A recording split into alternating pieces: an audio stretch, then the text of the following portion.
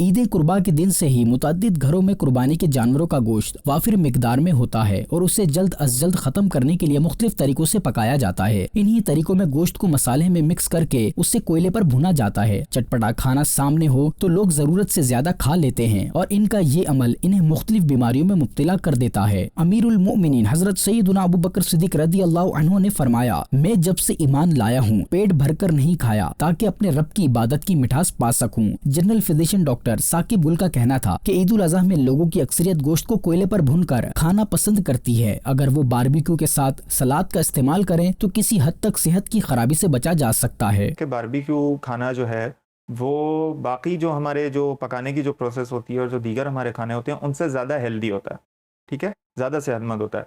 और कुछ हद तक इस बात में सच्चाई भी है। वो इसलिए कि गोश्त को ग्रिल करने की जो प्रोसेस होती है या कोयलों पे पकाना या लकड़ी पे पकाना, वो प्रोसेस थोड़ी हेल्दी होती है।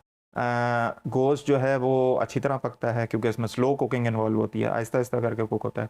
तो जो उसके अज्जा हैं जिनको हम न्यूट्रिएंट्स कहते हैं, विटामिन्स हो गए, मिनरल्स हो गए, प्रोटीन हो गया, वो अपनी असली फॉर्म में बरकरार रहता है। हमारा जो एक स्टाइल है बारबेक्यू करने का, मसाले यूज़ करके, ठीक है, क्योंकि हमें ज़रा चटपटा किस्म का खाना खाने का शौक़ है, मिर्चों वाला खाने का शौक़ है। दूसरी बात यह कि मसालों की क्वांटिटी, बहुत ज़्यादा क्वांटिटी में आप किसी भी चीज़ को लेंगे तो वो नुकसानदेह होगी। तो इतने ज़्यादा मसाले जो हैं वो फिर मिलकर आपके मैदे को एक कंडीशन होती है जिसको कहते हैं गैस्ट्राइटिस, वो कॉज कर देती है। गैस्ट्राइटिस का मतलब यही है कि एक प्रोटेक्शन वाली एक लेयर होती है हमारे मैदे के अंदर, वो लेयर मुतासर हो जाती है, वो ख़राब हो जाती है पूरी की पूरी। बारबेक्यू के साथ मैं लोगों को ये मशवरा देना चाहूँगा कि सलाद का इस्तेमाल करें, ज़्यादा से ज़्यादा सलाद बनाएं और उसका इस्तेमाल करें। इसके अलावा रायते का एहतमाम करें, दही का एहतमाम करें। डॉक्टर साकिब गुल का मजीद कहना था कि अक्सर लोग बारबेक्यू के साथ कोल्ड ड्रिंक भी पीते हैं जो सेहत के लिए इंतहाई मुज़ीर है। अगर बारबेक्यू खाने के बाद कहवा पी लिया जाए तो ये सेहत के लिए मुफीद है। बड़ी जो मिसकंसेप्शन है लोगों की वो ये है कि कोल्ड ड्रिंक से खाना हजम होता है, तो ऐसी कोई बात नहीं है। कोल्ड ड्रिंक खाने को हजम करने में किसी किस्म का कोई रोल प्ले नहीं करती।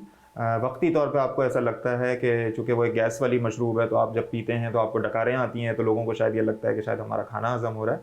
हालांकि इसका खाने के हाजमे से कोई ताल्लुक़ नहीं है, बल्कि मैंने एक जगह ये बात मेंशन की भी थी कि आपका खाना हजम उस वक्त होगा कि जब आप रूम टेम्परेचर या गर्म टेम्परेचर वाला कोई लिक्विड लेंगे।